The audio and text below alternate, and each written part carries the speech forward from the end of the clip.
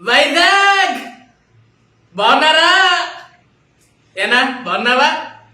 ఏ తల్లి బాగున్నావా? ఏ చెల్లి బాగున్నావమ్మా? తల్లి బాగున్నావా? మా చాలా చాలా సంతోషంగా ఉంది ఈరోజు వైజాగ్ లో మీ అందరినీ కలుసుకోవడం. చాలా అంటే చాలా సంతోషంగా ఉంది. ఈరోజు మీ బిడ్డ, మీ అన్న, మీ జగన్ మీ ముందుకు ఎందుకు వచ్చాడో తెలుసా? మీకు తెలుసా? ఎంత నీకు తెలుసా? ఎంత నీకు తెలుసా? అలా నీకు తెలుసా?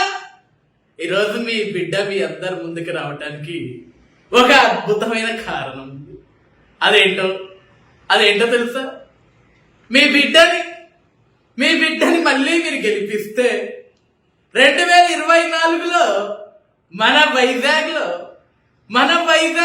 అద్భుతమైన సెక్రటేరియట్, అద్భుతమైన సచివాలయాన్ని మీ బిడ్డ కట్టబోతున్నాడు. ఒక అవకాశం ఇస్తే మళ్ళీ మీరు విశాఖపట్నాన్ని తీర్చిదిద్దుతాడు మీ బిడ్డ.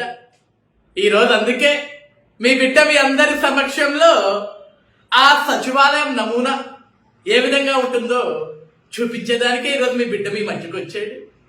అందరూ కూడా జాగ్రత్తగా చూడండి, ఆశ్చర్యపోతారు. మీ బిడ్డ చూపించే నమూనాను చూస్తే మీ అందరికి ఆశ్చర్యం కలుగుతుంది. ఇది ఎక్కడో చూసామే అని ఇంకొక వెంటనే మీ మెదడులో ఒక ఆలోచన వస్తుంది. చూస్తారా? సిద్ధమా?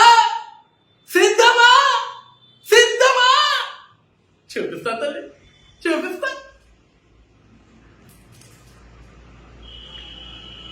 బాగుందా? చూసారా? ఇదే తల్లి, ఇదే అన్న, ఇదే తమ్ముడు. మళ్ళీ మీ బిడ్డ జగన్ మళ్ళీ ముఖ్యమంత్రి అయితే ఇదిగోండి వైజాగ్ లో ఎంతో గొప్పగా, ఎంతో అద్భుతంగా నేను నిర్మాణం చేయబోయే సెక్రటేరియట్. దీన్ని చూస్తే మీకు ఏం గుర్తొస్తుంది? మీ అందరికీ గుర్తొచ్చింది కదా? అదే ఇదే లేకపోతే 2019లో మీ బిడ్డ ముఖ్యమంత్రి అయ్యేవాడా? ఒకసారి ఆలోచన చేయండి మీ అందరు కూడా. ఇదే లేకపోతే 2019లో మీ బిడ్డకి మీరు ఓట్లు వేసేవాళ్ళ? ఒకసారి ఆలోచన చేయండి. ఈ వైజాగ్ ని నేను ఎప్పుడూ మర్చిపోలేను. అందుకే ఈ వైజాగ్ నాకు ఇచ్చిన గుర్తు ఇది. ఈ వైజాగ్ వల్ల నేను ముఖ్యమంత్రిని అయ్యాను కాబట్టి, ఈ వైజాగ్ కి మళ్ళీ నేను తిరిగి చేయాలి కాబట్టి, ఏ నమూనా అయితే మీ మధ్యలో వచ్చిందో అదే నమూనాతోటి నేను సచివాలయం నిర్మించబోతున్నాను. కాబట్టి మీ బిడ్డకి మీ అందరి ఆశీర్వాదాలు కావాలి. ఒక అవకాశం ఇచ్చారు, ఇంకొక అవకాశం ఇస్తే మీ బిడ్డ అమరావతిని ఏ విధంగా మీ అందరికీ తెలిసి ఏం చేశాడో మీ బిడ్డ, అదే విధంగా వైజాగ్ కూడా చేయబోతున్నాడు మీ బిడ్డ. కాబట్టి తల్లి, అక్క, ఆలోచన చేయండి.